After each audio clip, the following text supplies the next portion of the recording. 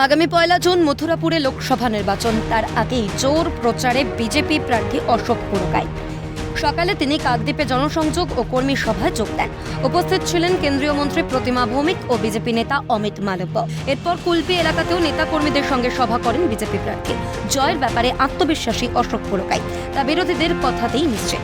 ভারতীয় জনতা পার্টি সারা পশ্চিমবঙ্গে এবারে অভূতপূর্ব ফল করবে এই বুথ সভাপতিদের কাঁধে ভর করে। আমরা আপনাদেরকে গণতান্ত্রিক পদ্ধতিতে সংগঠনের মাধ্যমে জনগণের আশীর্বাদ নিয়ে আপনাদেরকে জবাব দেব, ইঞ্চিতে ইঞ্চিতে জবাব দেব। मित्रों, आने वाले 12 दिनों में नरेंद्र मोदी जी का जो संदेश है वो हमें नीचे तक पहुंचाना है।